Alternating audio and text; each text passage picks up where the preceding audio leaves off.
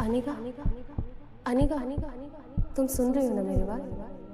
तुम माँ बनने वाली हो अनिका। डॉक्टर की ये शब्द सुनते ही 18 साल की अनिका समझ नहीं पा रही थी कि वो आखिर प्रेग्नेंट कैसे हो सकती है। अभी तो उसकी शादी को 24 घंटे भी पूरे नहीं हुए थे। मिस्टर गौतम गुलेरिया, मैं समझ सकती हूँ कि आप दोनों इस वक्त परेशान होंगे, मगर आप लोग कोई भी फैसला ले उससे पहले मैं एक बात बता दूं।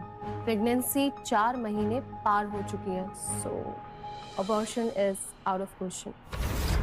इम्पॉसिबल डॉक्टर, आपसे कुछ गलती हुई है। मैं प्रेग्नेंट कैसे हो सकती हूँ? आज तक मुझे किसी ने छुआ तक नहीं है। इसका जवाब डॉक्टर को नहीं, तुम्हें देना है, बेशर्म।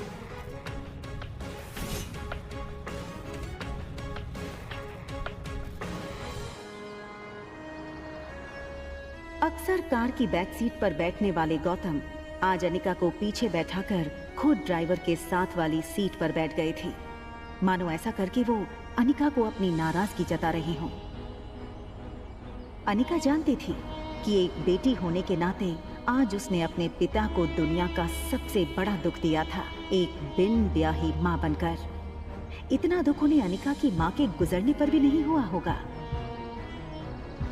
अनिका को ऐसा लग रहा था मानो आज मनाली का हर इंसान उसे सवालिया नजरों से बस एक ही सवाल पूछ रहा हो कि कौन है इस बच्चे का बाप। लेकिन इसका जवाब तो अनिका के पास भी नहीं था।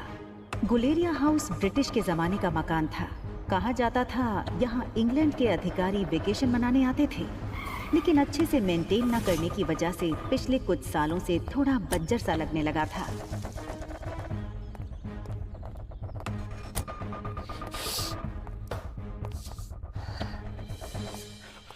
अनिका कमजोर शरीर और भारी कदमों से गौतम के पीछे पीछे घर में दाखिल हुई। बिन माँ की पली बड़ी अनिका को आज सबसे ज्यादा जरूरत थी तो उसके पापा के इमोशनल सपोर्ट की। मुश्किल से एक मौका मिला था हमें हमारी जिंदगी फिर से बेहतर बनाने का। नसीब वाली थी तुम जो तुम्हारी डोगरा खानदान के इकलौते वारिस कुणाल डोगरा से शादी हुई थी। You know, कितने पावरफुल लोग हैं। मनाली का सबसे पावरफुल खानदान डोगराज। हमारे सारे कर्ज, पेंडिंग कोर्ट केस, हमारी हर तकलीफ से हमें बाहर निकाला था उन लोगों। लेकिन शादी के 24 घंटे में ही तुमने हमारी जिंदगी वापस से जहन्नुम बना दी। उन लोगों को अगर तुम्हारे इस कारनामे के बारे में पता चलेगा तो पता नहीं क्या होगा। और तुम्हारी छोटी बहन कामिनी,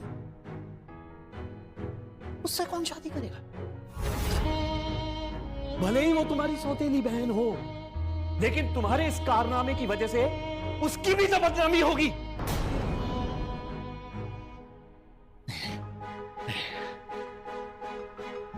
जब तक ये मामला खत्म नहीं हो जाता मैं कामिनी को और तुम्हारी मां मनीषा उसके भाई के घर भेज दूंगा।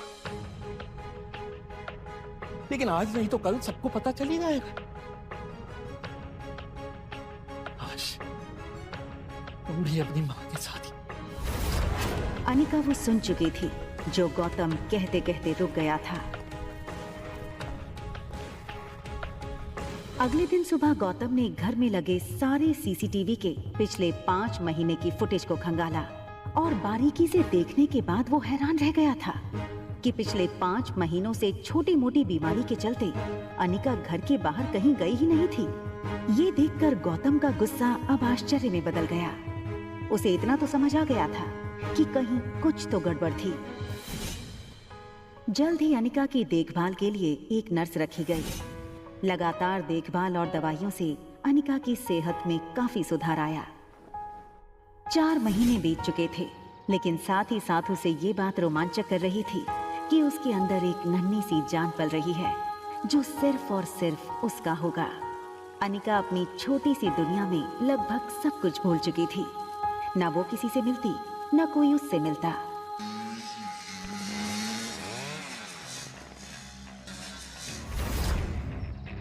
अनिका ने जैसे ही लड़की को देखा, उसकी धड़कन मानो डर और टेंशन से तेज हो गई।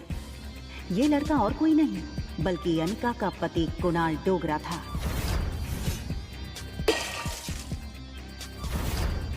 कुणाल की शादी अनिका से भले ही उसकी मर्जी के खिलाफ करवाई गई थी, लेकिन अपनी बीवी की कोख में किसी और का बच्चा देखना कोई भी मर्द बर्दाश्त नहीं कर पाए।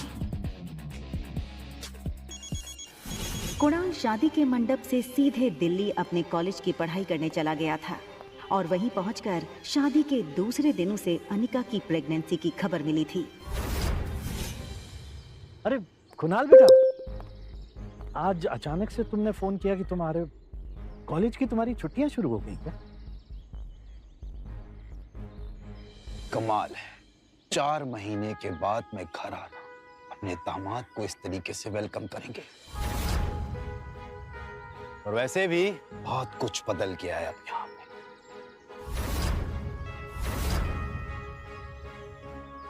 आओ बेटा, अंदर चलकर बात कर। देखो कुणाल, अगर तुम इस शादी को तोड़ना चाहते हो तो मैं समझ सकता हूँ।